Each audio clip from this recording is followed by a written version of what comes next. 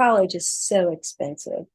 And if you have children in your family, grandchildren, you want them to go to college. You want them to have a higher education. And our next speaker specializes in how to build your teen's high school experience that colleges will pay for.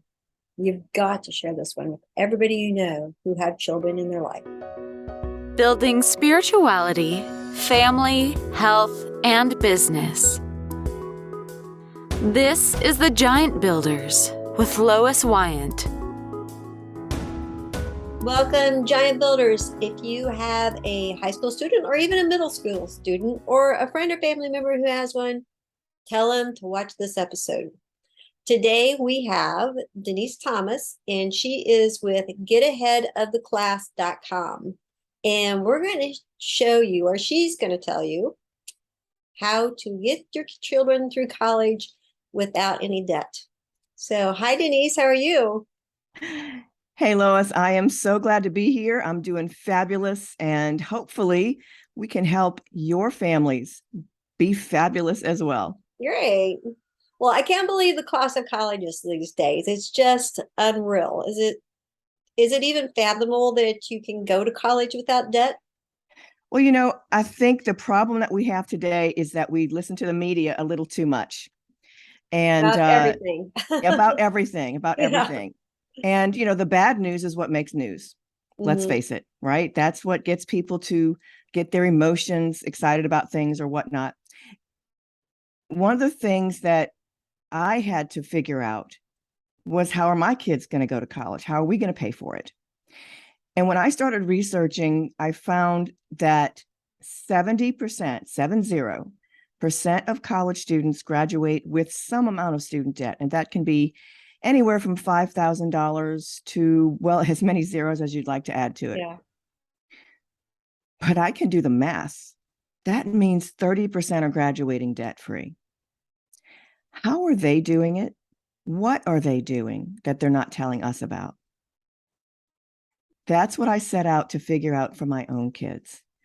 And yes, there are going to be some that are college athletes getting paid to go to college. There's going to be the kids that are, well, let's face it, their families are destitute, and just the opposite, families that can afford it.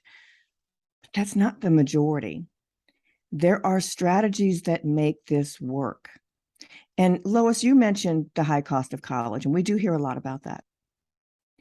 But if you think about college as a commodity, well, there are cars on the showroom lot that I would call stupid expensive. You have a choice. When I walk into a Tesla showroom, I'm there to just oogle the pretty colors, but I am not walking out with one. The same is true with college. We have to begin to take the emotion out of it and start looking at it as a financial purchase, because it is. It's going to impact your child's life, possibly for decades, if you don't make the right choices in the beginning. Good point. That is wonderful. How do we go about choosing colleges? I mean, what are some of the top things that we should look for? Well, when I ask my clients to sit down and let's make a college list, what we're talking about is what's important to you, what's important to your teen. And there should be things like location. How far away from home do you want them to be? Do they want to be? What climate? What kind of climate are they comfortable with? For my daughter, she was not going north of the Mason-Dixon line. And for anyone who lives in the South, you understand what that means. Basically, she is Southern born and bred, and that's where she's staying. But you have to think about what else is important to you. Okay, so you've got location, you've got climate, you've got parts of the country, you've got, well, what type of religious background are you? What type of political climate are you looking for? What's comfortable for your teen? What about clubs and activities that are so important to your teen? It's who they are. It's integral to their being. You want to make sure that the colleges that you choose have that opportunity for your kid to continue to participate in.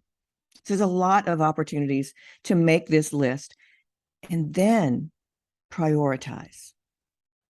Prioritize what's important. If it doesn't have XYZ club, are you still going to be happy with that? Or should that be higher on the list of priorities? But let's talk about the money. Because a lot of people put a little too much emphasis on the name brand of the school. Now, I mentioned, walking into a showroom for cars earlier. If you think about the retail market for women's blouses, well, you could go to Walmart or you could go to Nordstrom's. But the cotton t-shirt from both places serves the same purpose. We have a view as parents, as a society, that the name of the school matters in how your child will advance and be successful in life. Studies over and over again for decades have proved that is wrong. The name of the school does not matter. Employers do not care. But parents think it does. But let's take a quick look at that.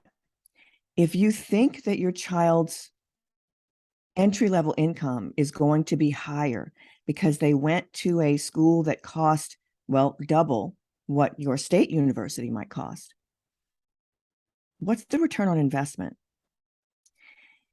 The studies have shown that what kids come out with for their entry-level pay after 5 years out of school, because you have to figure out, well, markets change, and sometimes kids don't get jobs because, well, maybe they're in a down market when they graduated. So it's fair to say 5 years later, everybody's going to have a job by then. So does it matter if they went to a name brand school or not? Truth is, if you adjust for everything else, college major, SAT scores, GPA, those types of things that would matter to an employer. So now we're only looking at the name of the school. Does that matter for income within the first 5 years of getting out of school? The answer is no. The child who is accepted to name brand schools yet chooses to attend a state university gets the same salary as those who attend the name brand schools after graduation. If you think about it from a marketing standpoint, some of your viewers may have their own business, and we understand marketing when we do. If you look at the marketing from some of those bigger name schools, what they're showing you is the experience. They're showing you happy kids walking in beautiful oak trimmed campus, communities and hallways, etc. They're not telling you your kid is going to get a better salary. If that were the case, they would be advertising it. So the first thing to do is get that college list where we're talking about schools that do offer merit-based scholarships, scholarships that don't have anything to do with the income of the family. Start there. So where does one go to start getting this list together? It is important to start there because the largest scholarship your child will receive in one bucket is from the college your child chooses to attend. But they have to get accepted first. And when I looked at why colleges choose or accept certain students, yes, GPA and test scores do matter. And I know parents out there with teenagers may have heard a lot about test optional colleges and colleges going test optional lately. That couldn't be further from the truth. Again, that's the media. 10% of colleges were test optional prior to the pandemic. But let's look at why they were test optional. They were test optional for the purpose of allowing kids who did not have really good test scores to apply anyway. Well, what's the point of that? Parents have to understand test optional is not for you. It's not to say, oh, Johnny doesn't test well, we'll let him apply anyway. Or, oh, Susie is anxious when she takes exams. I call bull. They're doing it for them. Always follow the money. Why is a college doing test optional? The 10% who were test optional are among some of the top colleges in the US News and World Report rankings. The reason they were test optional is because one of the criteria for those college rankings is average entry student test score. They can't report what they don't get. That automatically inflates the average incoming student test score. Now, during COVID, many colleges, about 50%, went test optional because they realized, well, if we're requiring exams, and a lot of kids can't get those scores right now. The schools are closed and they can't get the proctors even when they're open, or last minute changes in the rules and laws in their area made it difficult. So if they wanted to have the same number of students applying, they had to make it test optional. That's temporarily test optional. The vast majority of all of those schools that went test optional during the pandemic did so for that purpose alone. And the vast majority of them are going back to tests required over the next 2 to 3 years. So depending on what age your child is, you need to be getting them ready to take those exams. So test optional is something that we hear about, and we need to understand why colleges are doing that. And they're only test optional for most of them just for admissions. That's not the same thing as scholarships. That's a different department. Many scholarship committees at the schools still require the scores or reserve their highest scholarships for those who did turn in the tests. It's also been shown across the board that students, or rather colleges that are keeping track of this, the kids that are accepted, vast majority are accepted because they did send in those test scores. Now, I mentioned scholarships. Again, colleges are not offering scholarships to your kid for you. It's not a pat on the back. Follow the money. Why are they offering scholarships? They offer scholarships as a carrot. They're dangling it in front of your kid to say, ooh, come here, say yes. Why? Again, because in those college rankings, one of the criteria is average incoming student GPA and average incoming student test score. It inflates their scores, their rankings.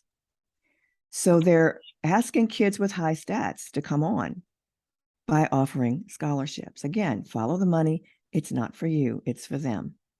So look for schools that offer the big scholarships. What if my child doesn't have those scores? Do they still have okay. scholarships open?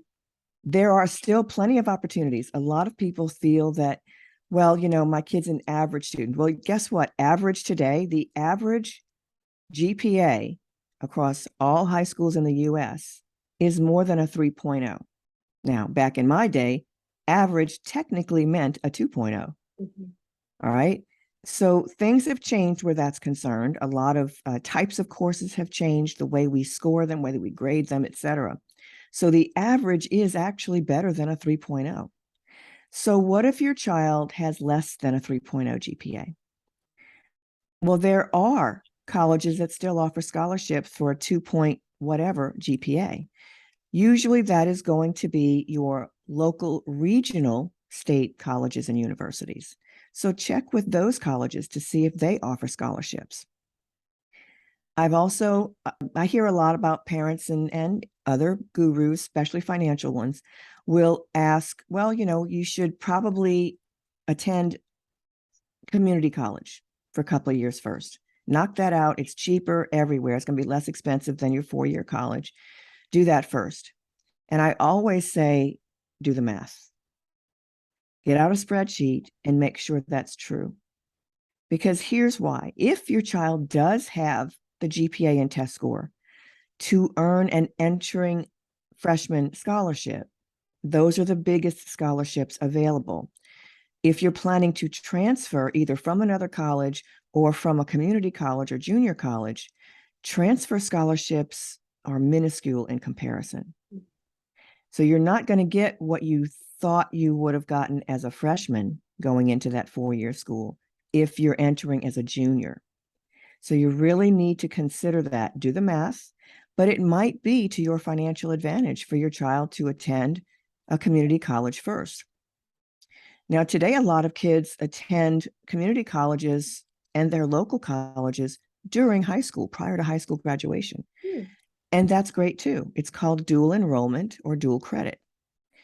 Dual enrollment is a great idea, but, and again, everything has a caveat. You have to understand all the ins and outs before you go headfirst into any of these decisions. A lot of families believe, well, if my kid graduates high school with their AA degree, they literally will have only 2 years left. Maybe. It depends on the relationship between the college they got the AA from and the 4-year university. In some cases, yes, they accept everything. Usually they're within the same state system of schools. And even then, sometimes the flagship university doesn't accept absolutely everything. So you do have to figure that out first. Most of the time, there's a chart online that will tell you what courses between the state colleges will be accepted between each one. And that's a great starting place. But a lot of times, kids are going out of state or to a private school. And that doesn't exactly work. A lot of times kids are graduating high school with 40 credit hours to find only that 6 or 12 is all that the new school will accept. And parent, I want you to be aware of this one thing. When you call a 4-year college and ask about transferring your kids' high school college credits from their DE class, dual enrollment courses, many times you'll hear the words out of their mouth that says, oh, everything transfers. No. Your idea of everything transfers and their idea, totally different. Here's what I mean. Yes, all of the courses from their dual enrollment college will show up on the kids' transcript for college when they graduate. Awesome. But that doesn't necessarily mean it's counting toward their 4-year degree. Many times, certain classes will. Everything else shows up as extra electives that do not count toward the 130 plus hours necessary for graduation. So you've got to know this going in so that your child is not grossly disappointed about all the effort that they put in. And sometimes your community college is not free and you pay good money for that. So know before you go in. Okay, is there a certain age that a parent should start thinking about scholarships? Lois, the funny thing is, most parents are not asking that question until their kid is a high school senior. They've already chosen their college, and they find out that the college is offering $20,000, let's say, to attend, but the cost of attendance is $45,000. Now they've got to find $25,000 per year. Where do I find scholarships? And that's a valid question. Problem is, A, they probably chose poorly to begin with. And B, you're not going to get $25,000 per year in private scholarships. That does not happen. It's not possible at that point. You've waited too long. You can get some, but you're not going to get that much. Scholarships begin as early as kindergarten. Oh, wow. So regardless of what age or grade level your kids are in, start now. They can begin accumulating their college kitty through private scholarships immediately. And don't stop just because your kid accepted their college, they're moving in, they're a college freshman. Private scholarships go all the way through professional school. There's opportunities for more free money.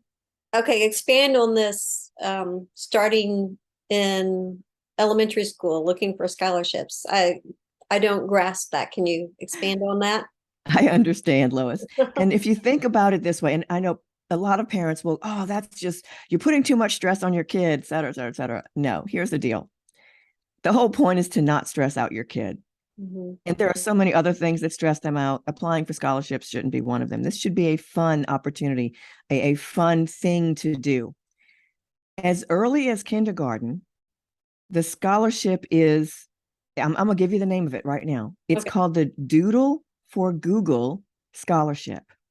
Okay. If you have ever used the Google Chrome platform, you'll see the Google name and drawings or colorings around the Google Oh logo. yeah. Yeah. Those are scholarships. Those are scholarship winners.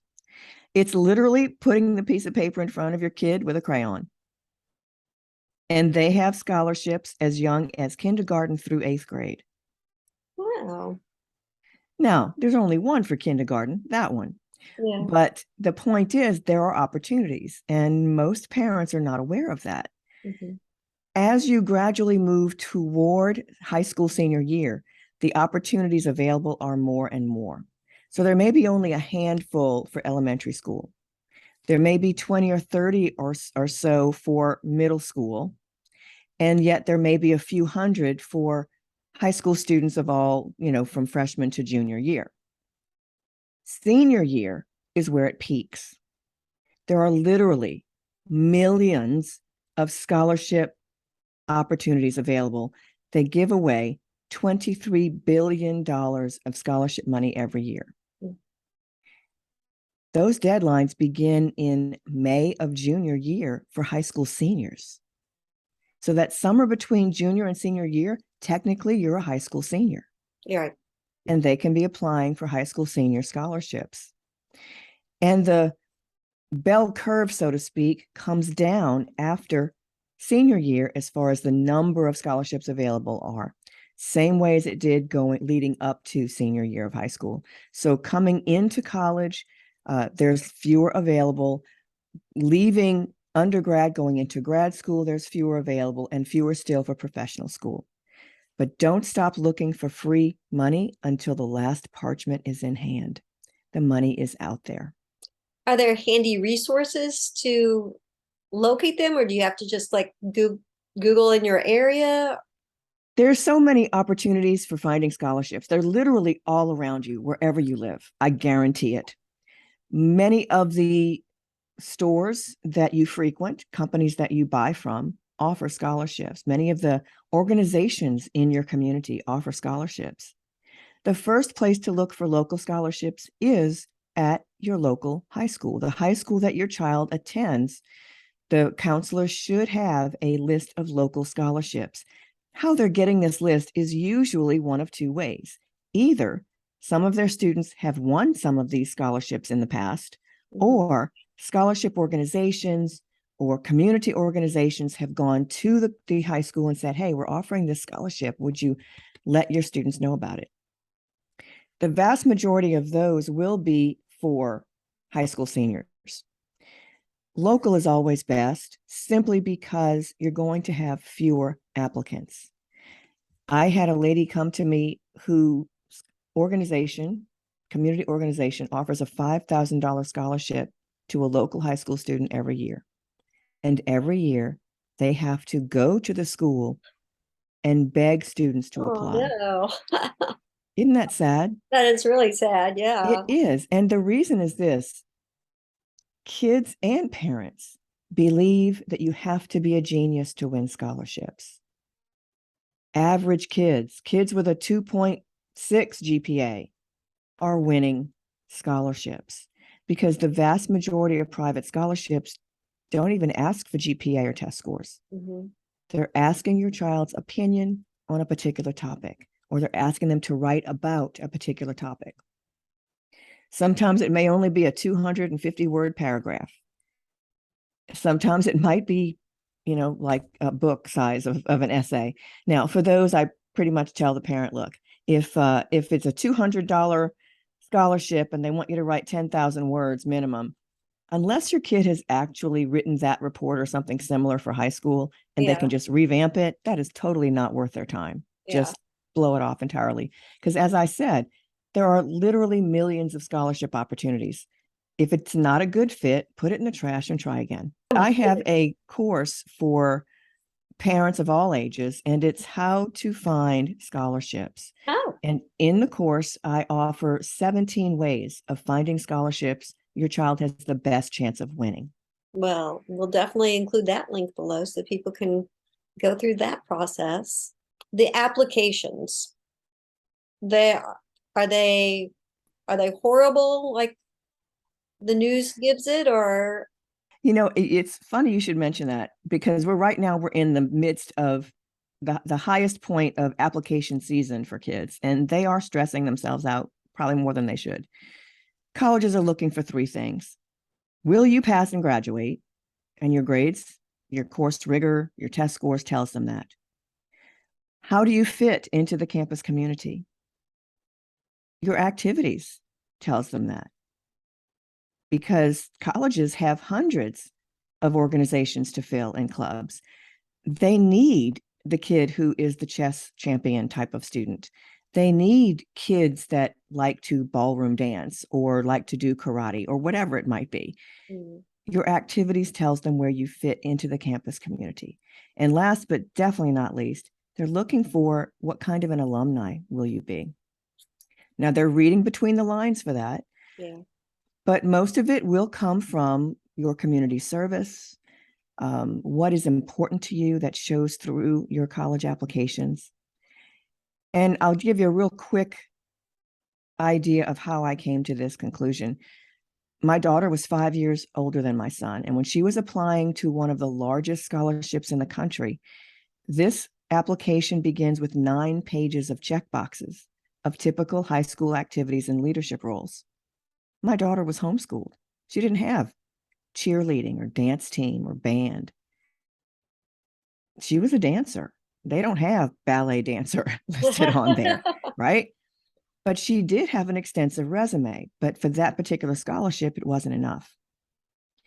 My son is 5 years younger. Now I've got the application. So at this point, I can look at this and say, okay, kid, look at this list of things. What might be fun to you?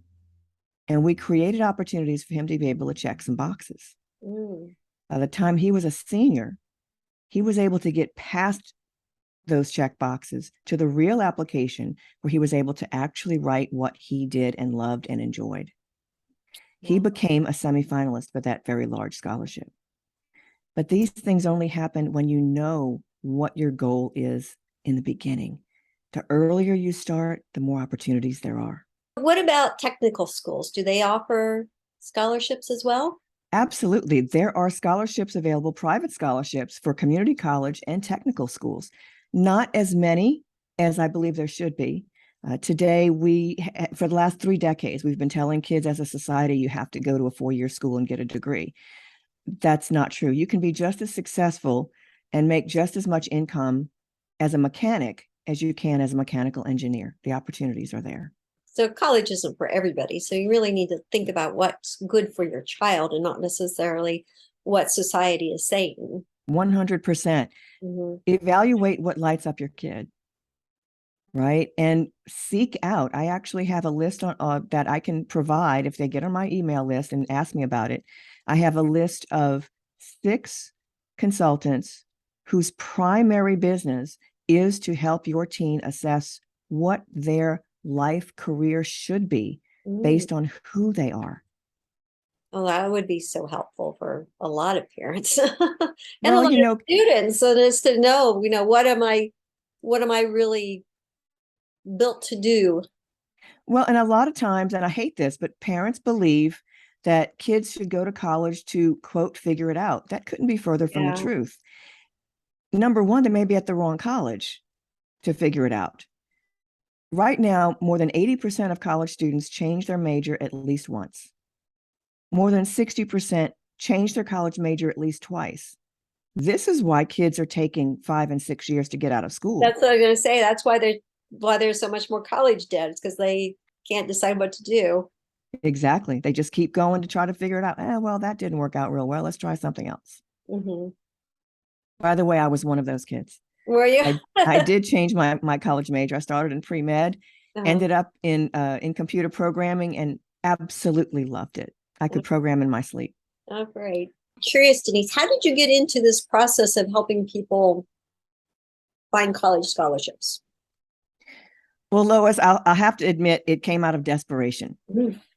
When my kids were in middle school, my husband was laid off from his corporate job after 15 years. Okay, I'm the math geek. I'm the one paying the bills. And I'm like, holy moly, what do we do next? Because that had never been on the table for us. It just wasn't. It just wasn't something that his division ever had to deal with. We had just built our retirement home. Literally, I had moved into it 3 months earlier, and he gets laid off. I'm thinking, quick, put the house on the market, which we did, and we bought a smaller house. He got another job pretty quickly. That was cool. And then he gets laid off again. And then the stock market crashed. This happened all within like 4 to 6 months. So with this trifecta of issues, we're trying to pay our bills. And think about this. We now have 2 mortgages because the first house didn't sell. With the stock market crash, everything was bonkers. Nobody was buying. They didn't have money. Their stocks had gone down considerably, as well as ours. So we had to use what was left in savings and in the stock market to pay the bills. Well, that doesn't take long to see the money running out. I realized we had no choice but to declare bankruptcy.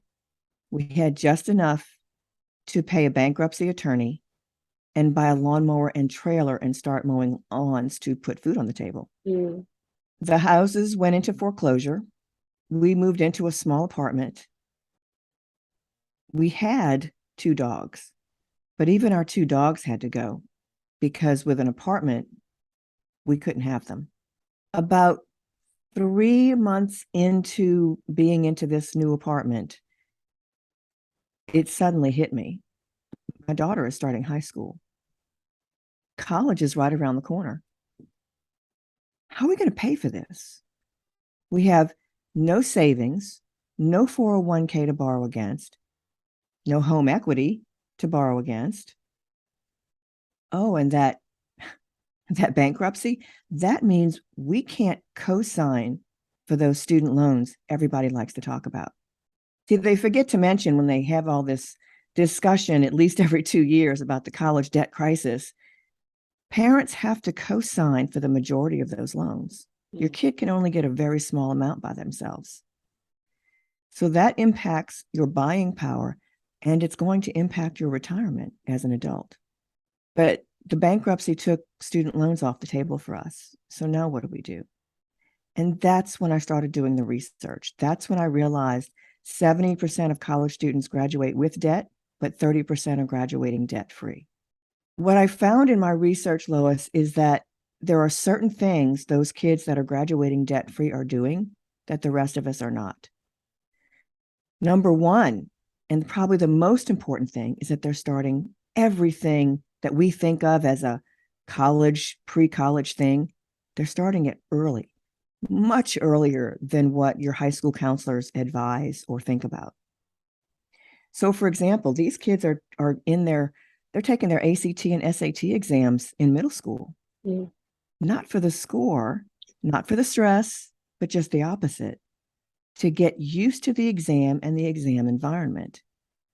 By the time they know all there is to know in junior year when they're taking these exams for college entrance, they're not stressed like everyone else in the room.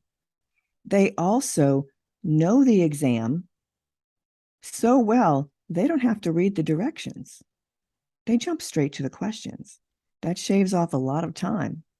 All the stuff that I learned, if I thought this thing that other kids were doing would have an impact on college acceptance or scholarships, I implemented it with my kids. In the end, my daughter won her first private scholarship as a high school junior, $10,000 national scholarship. Great. She also started applying to colleges in her junior year and started getting acceptances. The first college she sent her application to, 3 days later, we got a phone call. And the phone call, the gentleman said, "We received your daughter's application, but we did not receive the application fee." Now, Lois, my brain says, that's following directions. Way to go, daughter. But then he continues, and we'd like to offer her tuition, fees, room, board, and books, but we need the fee to process the scholarship. Oh, wow. Now, I've got my daughter on speakerphone for this, and she's about to jump up and down for joy. I can see it. And I'm doing the timeout symbol because I'm thinking he made a mistake. This doesn't happen. Number one, colleges don't call you. Number two, they don't call offering a free ride. Yeah. So I asked him, "You do know she's a junior?" "Yes, ma'am. We'll wait for her." Lois, there was something we did right in this application package. So my son is 5 years younger. Can we repeat this process? Turns out we can. So after we dropped my son off at college, my husband and I bought a 42-foot motorhome and went full-time RVing for 5 years.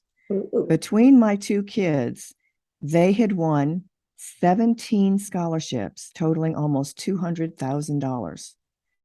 They both attended college debt-free with cash left over. They got paid to go to college. So it was after my husband and I were on the road that I kept getting phone calls, text messages, and emails asking, "Okay, Denise, my kids are starting high school, or my kid's a junior in high school. What do we do next? What did you do?" And I found myself copying and pasting what we did, what was the process that we went through so that other families could do the same. And eventually I decided to just take it online so that other families would have the same opportunities. Thus, here we are. Great. Oh, that is exciting. Congratulations to your kids. I'm thrilled. It's one of those things where my daughter graduated with 4,000 left over, which was awesome. And she used most of it. I think she used all of it toward her wedding because she got married a little bit after college. My son graduated with 10,000 left over. And I'm the mom that says, "Oh, this is great. You can outfit your new apartment and not live like a broke college student your whole life." I have a brother that does. So that's what I'm thinking. And I even mentioned, "Hey, I'll send your sister to come help you outfit your apartment, etc." I'm glad he waited, because within months of being in his new apartment and with his new job, his car broke down, needed a new transmission. Oh, That was more than $4,000. yeah. His computer broke, needed $1,000 repair. His apartment was without electricity for more than a week. He had to refit his refrigerator and freezer. And with today's grocery prices, I think we all know what that cost. And then I couldn't believe this, but he wrecked a rental car. Oh. That was $1,000 deductible. And not once did he have to ask mom and dad for a dime. He had the money. His emergency fund was already set in place when he started school. I have other students, families rather, whose kids are able to travel. They're able to come home and visit mom and dad for Christmas. There's just so many opportunities. Some of them are giving to their local charities because they can. They don't have $500 to $2,000 worth of debt every single month they're trying to pay on an entering level salary. So how, as parents, how do we figure this all out? Well, Lois, there's definitely, doing it on your own, which I did. And it was a lot of work. I'm telling you, I was on the computer until 2 a.m. almost every night. The information is out there, most of it. But the problem is that there's a lot of bad information out there. I moderate about 20 different Facebook groups for parents and teens that have high school kids or college kids. And I find a lot of misinformation being disseminated by well-meaning individuals. And some are, high school or college counselors. They mean well, but they didn't do the research. So yes, you can, but you've got to use caution. Please do the research yourself. If you're getting advice from people, find out if, what their sources are. How do they know this to be true?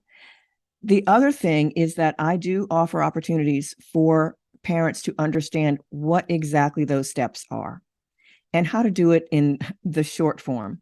What do we need to do in freshman year, sophomore year, etc.? And how do we showcase this to the colleges? My course takes you all the way through the process with figuring out your child's activities, their leadership roles, because leadership is not always being a president or vice president of a club. There's many ways of showing leadership. There's also community service. What about your kid's resume? Let's talk about what classes they should and shouldn't be taking. A lot of people out there believe your kid has to take all AP courses in order to be competitive, and that's not true. There's so many other opportunities for your kids to show course rigor besides that. And finding the right college, searching for scholarships. How do we know what scholarships are real and legitimate and which ones are not? So my Cracking the Code to Free College course takes them through every one of these steps and more to make sure that they're not missing anything in this process. I had a parent just yesterday call me to say, I can't thank you enough. My kid is going to college on multiple scholarships with cash left over. Mm. And she started with me in sophomore year. This works, but you have to be willing to do the steps, because what we're doing is we're marketing your teen to the college so that your child looks wonderful, is amazing, is the student they want to be on their campus and to be their college alumni. How can people contact you? Well, Lois, the best thing is they can download a checklist that I have for them. It's called 12 Secrets, 12 Scholarship Secrets, Tips from Prestigious Scholarship Judges. Now, this is a 12-step checklist, not just for submitting scholarships, but also for submitting their college applications. You want to make sure that you can check all these boxes before hitting that submit key, because there are certain things that scholarship judges have looked at and said, yeah, that's a bad idea. Don't do that. Mm-hmm. Or, ooh, that's that. I like that. Let's put that in the yes pile. So that's what helps you to get started. And once you have this list, you'll be on my email list. You're welcome to ask questions, and you'll occasionally get emails that will help you right where you are in your high school to college process. Great. All right. Well, we'll have that link below, Giant Builders. And you are so full of information. I so appreciate your time. Thank you so much, Lois. I love sharing this with families. It breaks my heart when a parent tells me their kid is saddled with debt. I know families that are in their 40s can't afford to buy a house because they're still paying college debt. Mm-hmm. Well, great information. All right. Giant Builders, make sure if you know of anybody who has a child that's just starting high school or, all right, maybe in part of high school, please share this information with them, because this is just going to be overwhelming to them, and this is going to give them a great start. Thank you again, and have a wonderful day. Thank you, Lois. Bye, Giants. Thank you for listening. This has been The Giant Builders with Lois Wyant.